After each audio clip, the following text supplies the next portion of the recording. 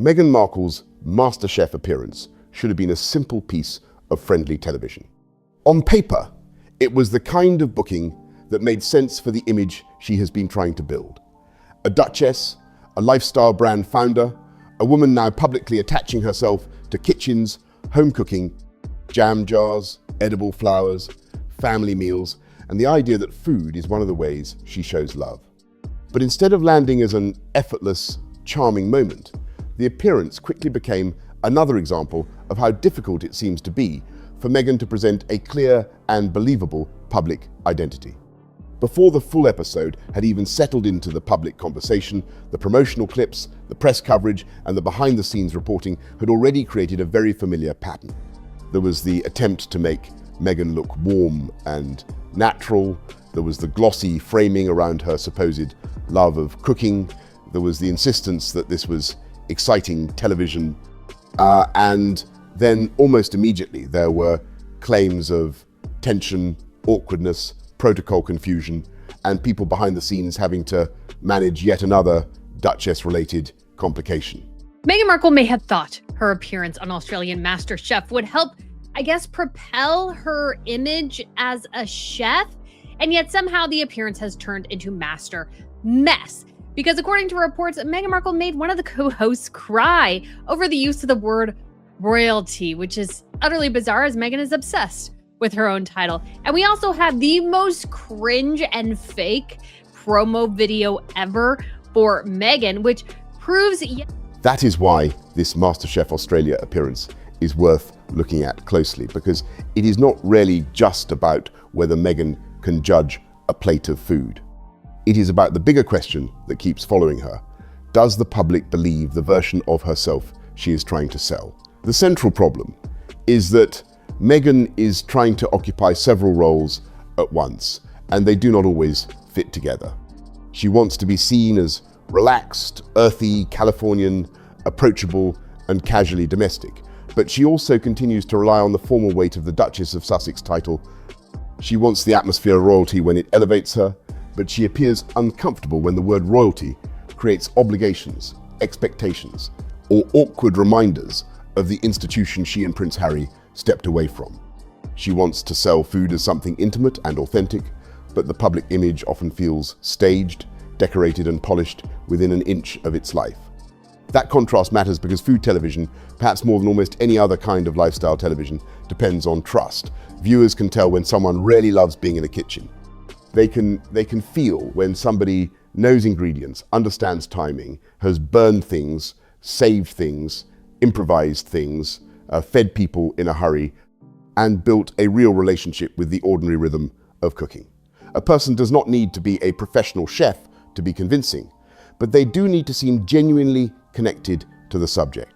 With Meghan, critics argue that the connection often feels more like branding than instinct. That is why the MasterChef promo felt so revealing. Meghan did not appear as a contestant or as someone trying to prove she could cook under pressure. She appeared as a guest judge and challenge setter, which is already a more controlled position. She was not being tested in the way the contestants were being tested.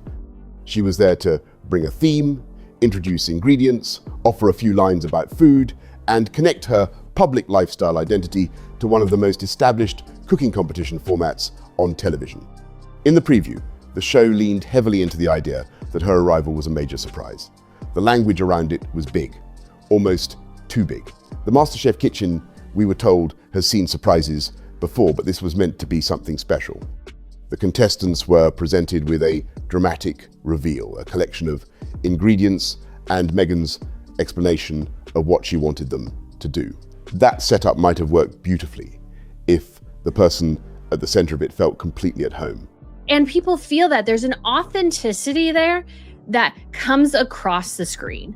Because if I wasn't authentic here, if I didn't really like it, if I didn't really enjoy what I talk about, you would feel it and it would come across. You can't really hide those type of things. I mean, some people who are, let's say, really good at acting may be able to, but Meghan Markle is not that good at acting. And so it comes across as so insanely forced. And it's a fool's errand at this point. As Ever is not doing well. I see so many more ads for it on Instagram. Instead, the promotional material gave critics exactly what they were already expecting. A polished celebrity moment that seemed to be working very hard to appear spontaneous.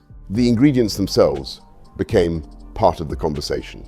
Meghan's challenge included fresh produce and familiar lifestyle-coded items such as citrus, lemons, strawberries, macadamia nuts, local Australian honey, and Brussels sprouts, along with other seasonal elements that were later reported as part of the broader challenge. She described the spread as a kind of bounty and spoke about wanting the contestants to have something to play with. On the surface, there is nothing wrong with that. A mystery box built around clean, seasonal ingredients is exactly the sort of thing a show like MasterChef can turn into impressive food. But the criticism was not simply about whether lemons or honey are valid ingredients. The criticism was about whether the whole thing had enough culinary imagination to justify Meghan being positioned as a food authority. To many viewers, the selection seemed more aesthetic than technical, more lifestyle board than chef's brief. It fit the world of pretty tables, jars, flowers, and California wellness language, but it did not necessarily communicate deep knowledge of flavor, texture, risk, or technique. And that is where the problem returns. A lifestyle image can be pretty, but food authority has to taste like something. One of the most widely repeated moments from the promo was Meghan saying that her children eat Brussels sprouts. In any normal context, that would be a harmless little family detail. Plenty of parents share small stories about their children's surprising food preferences, and most people would simply smile and move on. But Meghan's public storytelling is rarely received in a vacuum anymore. Every detail is measured against the larger persona she is promoting. So when she presented Brussels sprouts as something her children eat, critics immediately connected it to earlier glimpses of her domestic branding, including reports and comments about freezer food, waffles, takeout, and the difference between a curated cooking identity and the ordinary reality of a busy household. The point is not that there is anything wrong with frozen waffles, chicken nuggets, takeout, or shortcuts. Most families use shortcuts, and there is nothing shameful about that. Of course, some citrus, you have lemons, you have macadamia nuts, some beautiful local Australian honey, Brussels sprouts. My kids eat Brussels sprouts. That's impressive. So she has to get, it's really funny, guys. She has to show off, go, my kids eat Brussels sprouts. Meghan, you admitted in the magazine, you just have a bunch of stuff in the freezer for the kids. You even do. The issue is that Meghan's brand asks the audience to believe in a very specific fantasy of nurturing, handmade, meaningful domestic life.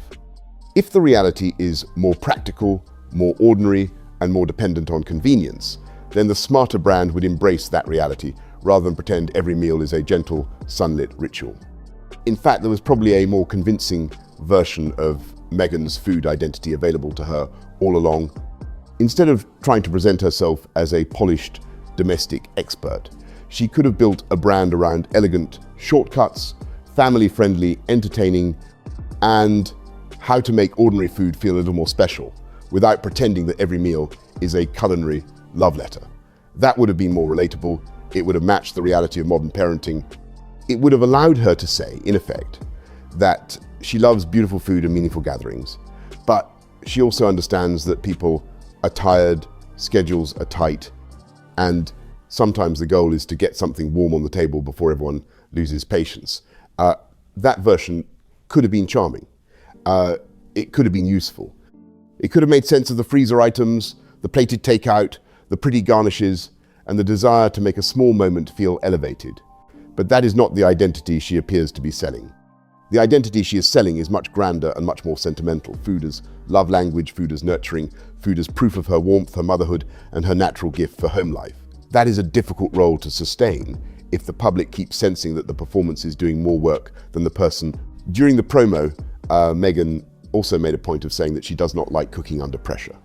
She said she prefers a relaxed approach and advised the contestants to have fun, keep a sense of humor, and cook from the heart. Again, as a piece of gentle advice, there is nothing offensive about that. It is the kind of thing any guest judge could say to nervous contestants, especially late in a competition when the pressure is intense. But on a show like MasterChef, pressure is the entire structure. The clock, the judges, the competition, the possibility of elimination, the high stakes, and the emotional intensity are not incidental. They are the engine of the program. So when Meghan framed herself as someone who does not like that style of cooking, it unintentionally raised the question of why she was the one setting the challenge in the first place. This close to the pointy end of the competition. What? Oh my gosh, you guys are trying so hard. This is so bad. This is so bad. There's a lot of pressure in this kitchen. I don't like to cook that way. I like to cook in a really relaxed fashion. So all I could say to the competitors was to just remember to have fun, to keep a sense of humor about it, and to cook from the heart. A home cook can dislike pressure and still love food, of course. But a guest judge on a competitive cooking show needs to understand that pressure is part of the craft being tested. The contestants are not simply being asked to express themselves. They are being asked to perform skillfully under constraints. That is also why the cook from the heart language, while pretty, can sound thin when it is not backed by substance. Food television viewers are not against sentiment. In fact, MasterChef has always leaned into personal stories, family memories, emotional dishes, and the idea that food can carry identity. But the emotion only lands when it is paired with technique. A dish inspired by a grandmother still has to work on the plate. A nostalgic ingredient still has to be balanced. A beautiful concept still has to be edible, coherent, and well executed. Meghan's public food language often lives in the emotional register. She talks about connection, family, meaning, love, and nurturing. Those are all valid themes, but they can start to sound evasive if the audience is waiting for more concrete evidence of culinary confidence. What flavors does she actually love together? What mistakes has she learned from? What dish does she make when she is tired? What technique does she rely on? What does she understand about acidity, fat, sweetness, bitterness, heat, and texture? Without that grounding, the language risks becoming a soft-focused script about food, rather than a convincing expression of someone who really cooks. The edible flowers moment sharpened that criticism. In the promo, Meghan noticed edible flowers in the pantry, and the segment connected them to the decorative flower sprinkles she used on her own lifestyle show. This is exactly the kind of detail that has come to symbolize the weakness of Meghan's food brand for her critics. Edible flowers can be beautiful, and in some dishes, they can be used thoughtfully. But when they become the signature, the shorthand, the recognizable Meghan flourish, the brand begins to look more decorative than culinary. Flowers on food can make a plate look camera ready, but they do not automatically make the food better. They do not tell us much about flavor. They do not prove skill. They can even feel like a substitute for depth, a pretty final touch placed over something that has not earned the sentiment around it. That is why the flower sprinkles have become such an easy target. So dumb. I hate the flower sprinkles. It's so dumb. It's so stupid.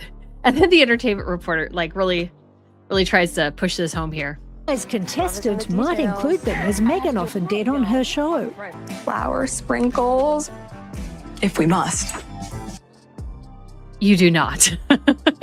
The full flower sprinkles thing, guys, is just so... It's just such weak sauce. It's just such weak sauce. It's just... They represent the suspicion that Meghan's cooking persona is built around presentation first, substance second. This is not a small branding issue. Meghan's commercial life, since leaving royal duties, has depended heavily on reinvention. There was the podcast space, the documentary space, the children's book space, the humanitarian and advocacy space, the entertainment production space, the lifestyle brand space, and now the kitchen and home space. Each new identity arrives with a carefully arranged visual language, but not all of them have felt rooted enough to last with, as ever, the challenge is especially obvious. A brand connected to jam, honey, hosting, food, and domestic beauty needs a founder who seems personally obsessed with those things in a way that feels lived in. Martha Stewart worked because people believed she knew the work. Ina Garten works because people believe the food, the ease, and the hosting voice are genuinely hers. Even when a production team is involved, the public senses a foundation of real taste and experience. Meghan's difficulty is that she often seems to be trying to borrow the atmosphere of that world without convincing people that she has earned a place inside it. Her Netflix lifestyle series, With Love, Meghan, was meant to support that same image. The show presented her in a controlled, aspirational environment, surrounded by flowers, friends, pretty food, and soft domestic rituals. But the criticism that followed the series was similar to the criticism around MasterChef. It looked polished, but it did not necessarily feel grounded. Viewers questioned how much Meghan actually cooked, how much was prepared or assisted by others, and whether the recipes had enough originality to justify the confidence of the presentation. One of the more telling criticisms was that when a dish connected to her family background could have provided a meaningful, genuinely personal recipe, the show did not always give the audience the kind of practical detail that would make them feel included. That matters because cooking content is not only about watching someone look lovely in a kitchen, it is about letting the viewer in. If the viewer comes away feeling that the host has protected the image more than shared the process, the intimacy does not work. The MasterChef appearance also collided with a separate issue that follows Meghan everywhere: royal status. Language, I think it's such a great way to connect. It's something that can feel sentimental and meaningful, and it's how I show my nurturing and love for my friends, family, and my kids. I don't believe any of that. I don't believe any of that because I don't think she really does it all that much. And again, there's nothing wrong with that. Sorry, I feel like I say that a lot. But at the heart of hearts, this is an issue over reality versus fantasy. According to reporting that began in Australian magazine coverage and was then picked up more widely, Meghan's team had allegedly instructed producers not to refer to her as royalty during the MasterChef segment. The reported problem came when Judge Ling Yeow introduced the surprise by saying that the kitchen had hosted MasterChef royalty before, but no one quite like this, before welcoming Meghan, the Duchess of Sussex. The line appears to have been meant as a television flourish. In the context of a cooking competition, royalty is often used casually. People talk about music royalty, fashion royalty, Hollywood royalty, sporting royalty, and MasterChef royalty. It does not necessarily mean official palace protocol, but according to the reports, Meghan was frustrated by the word, and Poe was left upset because she had apparently been pulled into a protocol problem she had not intended to create. If those reports are accurate, the incident perfectly captures the confusion around Meghan and Harry's post-royal identity. They stepped back from working royal duties in 2020. They no longer represent the crown in the way working royals do, and yet they continue to use their Duke and Duchess of Sussex titles in public-facing ventures. Meghan is often introduced with the title because the title is part of the public value of the booking. It is why the appearance is treated differently from a standard celebrity guest spot. It is why the promo has a certain kind of spectacle. It is why the audience is expected to understand that this is not simply an actress from Suits appearing in a kitchen. It is Meghan, the Duchess of Sussex. So if the title is useful, but the word royalty is forbidden, the people around her are placed in a very awkward position. They are being asked to preserve the prestige while avoiding the implication. That kind of distinction may make sense inside a carefully managed PR document, but it is difficult to enforce in live television language. Producers, hosts, judges, and presenters use shorthand. They reach for familiar words. They try to create excitement. If a guest is billed as a duchess, someone may naturally use royal language, especially when the entire point of the booking is that the guest has royal associations. That does not mean they are trying to violate protocol. It means the brand is confusing. Meghan cannot reasonably expect every person on a television set to navigate an invisible line between royal aura and royal terminology, especially if her own public image continues to benefit from both. The irony is hard to miss. If Meghan truly wanted to avoid royal framing entirely, she could appear simply as Meghan Markle, actress, producer, founder, or lifestyle entrepreneur. But that is not how the appearance was promoted. The title remained central, and once the title is central, the royal associations come with it. The reports about Ling Yeow being upset added another layer, because Po is known as a warm, energetic television personality. The claim was not that she deliberately created an issue. The claim was that she made a remark that did not land within the boundaries Meghan's team had apparently set. According to the reporting, Po wanted to apologize personally, but was advised to let production handle it. If true, that detail is revealing, because it suggests an atmosphere where a simple misunderstanding could not simply be smoothed over person to person. MasterChef judge Ling Yeow upset.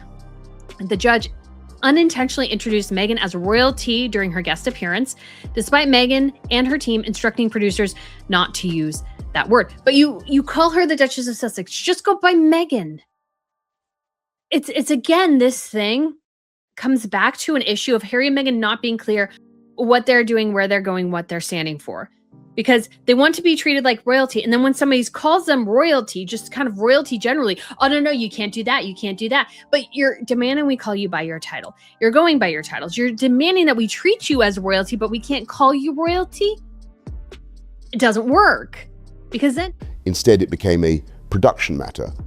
That is exactly the sort of dynamic that has shaped so many stories around Harry and Meghan. A small issue becomes formal, managed, and emotionally heavy, because everything around them seems to require handling. There were also claims that some moments did not make the final edit because of personality differences, with Po's playful, upbeat style not always meshing with Meghan's more controlled presentation. That is a subtle but important point. Good television often depends on people being able to riff, laugh, absorb small jokes, and keep the energy moving. A cooking show needs warmth, spontaneity, and a little mess. It cannot feel like everyone is walking around a fragile public image. When a guest can laugh at herself, the room relaxes. When a guest seems unable to be teased, surprised, or lightly thrown off course, the room tightens. Meghan has long struggled with the perception that she is not comfortable being the subject of gentle humor. Her public appearances often seem designed to protect a specific version of herself, and that makes casual chemistry harder. A person who is always managing the message can find it difficult to simply be in the moment. To be fair, not every account of the appearance was negative. People magazine and TV Week carried positive comments from contestants who said they enjoyed Meghan's presence. Finalists Petro Papadopoulos and Casper Kenworthy were quoted as being surprised and impressed by her. Petro, who remembered her from Suits, said in essence that he found her kind, genuine, and intelligent about food. Casper suggested that her comfort on camera helped steady the contestants because she understood television and did not seem awkward in the environment. Those reactions matter, and they should not be erased simply because critics dislike Meghan. A contestant in the room may genuinely have had a pleasant experience with her. She may have been warm to them. She may have asked questions, offered encouragement, and brought a calm energy to the bench. The point is not that every person involved must secretly have disliked her. The point is that the positive accounts exist alongside reports of tension, and the contrast between the two is part of the story. The People coverage gave Meghan's food preferences a more flattering frame. She described herself as a California girl who likes grilled fish, grilled meats, citrus, and simple herbs such as basil and oregano, while noting that Prince Harry's tastes are more British with meat. That's the thing. I actually think Meghan probably did not want to interact with her in the slightest. Meghan, and we've heard this as well, likes the peasants to go through other people. She doesn't want the peasants bothering her. So she wouldn't even accept apology or probably hear an apology, in part because to her, to Meghan, Ms. Yeow is a peasant that she doesn't want to interact with, which again says a lot about Meghan. Meanwhile, a third source claimed that there were moments. Potatoes and creamier flavors. This is the kind of contrast that could be charming. California freshness meeting British comfort food. It could give a lifestyle brand a clear culinary identity. The difficulty is that the identity still needs to translate into something memorable. Saying you like citrus, herbs, grilled fish, and grilled meat is pleasant, but it is also very general. It does not yet make a person a food authority. Many people like those things. The audience needs a stronger point of view. What makes Meghan's approach different? What is the dish only she would make? What is the technique, the story, the flavor combination, or the hosting philosophy that feels unmistakably hers? If the answer is edible flowers and nostalgic produce, that may not be enough. The MasterChef appearance was supposed to help with that lane. It placed Meghan in a respected food environment and connected her to serious amateur cooks who had earned their place in the competition. But because she was not competing, cooking, or demonstrating a demanding technique, the appearance may have reinforced the sense that she wants the authority of the kitchen without the vulnerability of being tested in it. A more effective appearance might have shown her making something real, explaining why it matters, handling a mistake, or revealing a practical detail viewers could use. Instead, the focus became her entrance, her title, her curated ingredients, her children eating Brussels sprouts, and the alleged discomfort over royal wording. That is a poor trade if the goal was to make the public see her as more credible in food. The alleged issue over the word royalty is especially damaging because it highlights the unresolved status question. Harry and Meghan have spent years trying to separate themselves from the working royal system while still retaining the commercial and social benefits of royal association. This is the central tension of their brand. They are not ordinary celebrities, because ordinary celebrities do not receive the same attention for being a duke and duchess. But they are not working royals either, because they do not serve in the official structure and do not represent the monarchy. That leaves them in a middle space that can be lucrative but unstable. Every time the title is used, it reminds people of the institution. Every time they reject royal framing, it raises the question of why the title remains so useful. MasterChef did not create that contradiction. It simply placed it in a kitchen and made it visible again. For polling Yeow, if the reports are accurate, the situation seems unfair. A television judge should not have to guess whether a commonly used promotional phrase might trigger a formal concern. She was not delivering a constitutional lecture. She was introducing a guest in a lively entertainment format. If Meghan's team had extremely specific language requirements, then production should have managed them clearly and absorbed responsibility for any mistake. But the public reaction shows how easily Meghan becomes the center of tension, even when the original moment is small. One word used casually becomes a headline. One introduction becomes a protocol story. One promo becomes evidence in a much larger argument about who Meghan thinks she is and how she expects to be treated. The episode's timing also matters. Totally shocked for their surprise judge. So Pedro said, I remember watching her in Suits. I was a bit starstruck. She was really genuine. There's so much written about her. You kind of don't know what to believe, but I loved her. She was so kind and really talks really intelligently about food as well. Okay, I think all that's a bit of a hogwash. She has never talked intelligently about food. She's never talked about really the mixing of ingredients and flavors and how they work together to create something. Kentworthy agreed, noting Meghan's acting background gave her a leg up. When you have someone who's used to being in front of the camera on TV, it's a lot smoother. Going to show Meghan's really kind of fake. She's kind of... The appearance was promoted ahead of its Sunday, the 26th of July, 2026 broadcast on Network 10. And by the time viewers were discussing it, the story had already expanded beyond the original promo. Coverage after the airing included additional moments such as Prince Harry appearing by FaceTime during filming, which some viewers found sweet and others found awkward or staged. That split reaction is typical of nearly everything the Sussexes do. To supporters, the call looked affectionate and supportive. To critics, it looked like another carefully inserted reminder that Harry is part of the brand, even when the setting is supposed to be Meghan's food moment. Whether one reads it as charming or calculated depends largely on what one already believes about the couple. But again, the larger issue remains the same.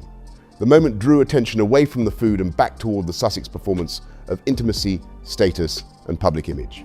In a stronger version of this appearance, the conversation afterward would have been about the contestants' dishes, the challenge, the ingredients, and perhaps one memorable piece of advice Meghan gave. Instead, much of the discussion turned to whether she seemed believable in the kitchen, whether the promo felt forced, whether the contestants' praise sounded organic, whether Poe had been upset, whether the word royalty should have been used, and whether Meghan's team had once again overcomplicated a simple media opportunity.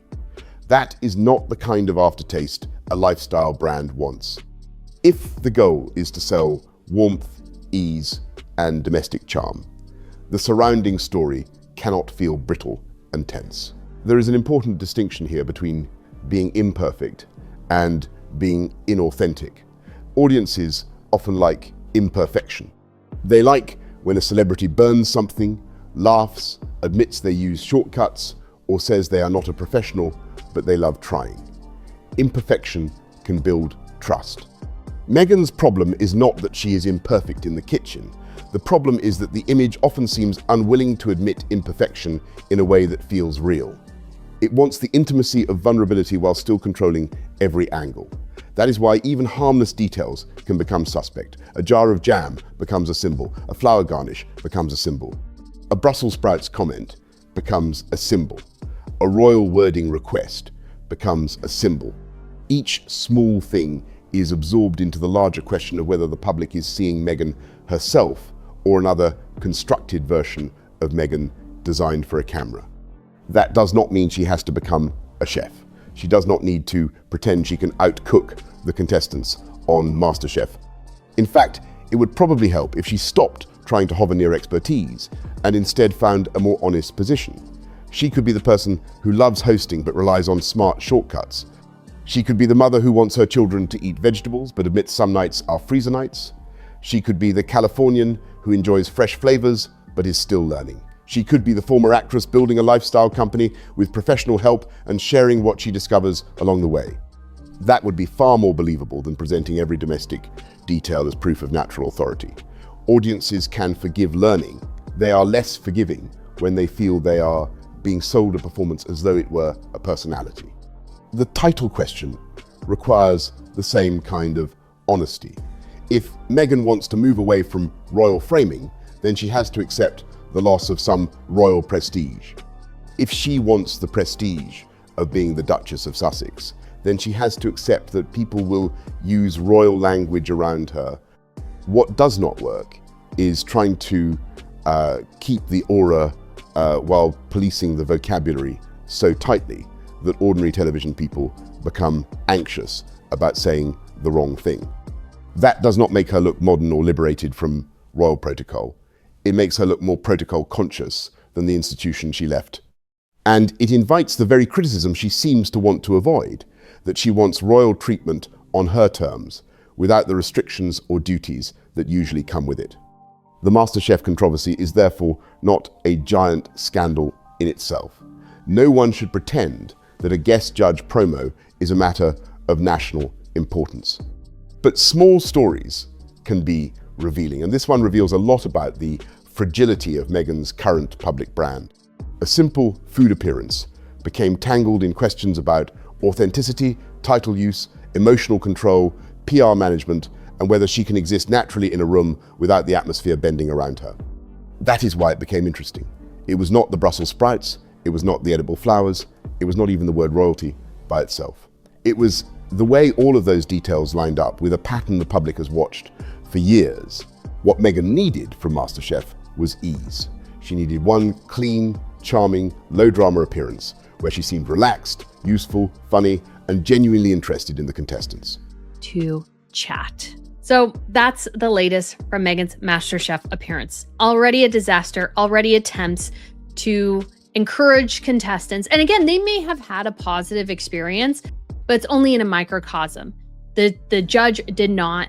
The other judge, I don't think anybody else on the panel probably had a good time with her. It seems like the production itself was kind of caught in her. She needed the conversation afterward to be about the dishes and the warmth of the moment. She needed viewers to think, perhaps reluctantly, that she actually fit better in that world than they expected. Instead, the story became complicated before it even had time to be simple. Reports of frustration over royalty, claims that polling Yeow was upset, talk of edited out awkwardness, criticism of the promo, and skepticism about Meghan's cooking identity all gathered around the appearance. Even the positive quotes from contestants could not fully erase the sense that this was another carefully managed Sussex moment that somehow still slipped out of control. In the end, the lesson is straightforward. If Meghan Markle wants to build a credible lifestyle and food brand, she has to stop treating authenticity as a style and start treating it as a practice. Authenticity is not a linen shirt, a sunlit kitchen, a jar of jam, or a handful of edible flowers. It is consistency. It is specificity. It is letting people see what is real, even when it is not perfectly flattering. It is knowing when to laugh, when to relax, when to let a harmless word go, and when to allow other people in the room to be human. MasterChef Australia offered Meghan a stage on which to show that kind of ease. Instead, at least from the coverage around it, the appearance became another reminder that the Duchess of Sussex is still trying to sell a version of herself that the public has not fully bought. That is why this story has legs beyond one episode of television. Meghan's supporters will say the criticism is unfair, that people were determined to dislike her no matter what she did, and that a woman encouraging contestants with seasonal ingredients should not be treated as a controversy. There is some truth in the idea that Meghan is scrutinized intensely, but scrutiny alone does not explain why the same questions keep returning. The questions return because the branding keeps inviting them. If she uses the title, people will ask about royalty. If she sells cooking, people will ask whether she cooks. If she speaks about authenticity, people will look for what feels real. If she claims food is her way of nurturing others, people will expect the food itself to carry weight. That is not unfair. That is the basic exchange of public life. When a celebrity asks the audience to believe a story, the audience is allowed to examine the evidence. For now, the MasterChef appearance looks less like a breakthrough and more like another missed opportunity. It may still give Meghan headlines. It may still give, as ever, a little more visibility. It may still produce flattering clips and friendly write-ups, but visibility is not the same as credibility. And credibility is the thing Meghan needs most if she wants this lifestyle era to last. The public does not need her to be perfect. It does not need her children to eat every vegetable. It does not need her to be a professional chef. It needs the performance to stop feeling like a performance. Until that happens, every kitchen appearance, every carefully selected ingredient, every sentimental quote, and every title-related awkward moment will keep feeding the same conclusion. Meghan Markle is still trying very hard to look natural, and the harder she tries, the less natural it looks.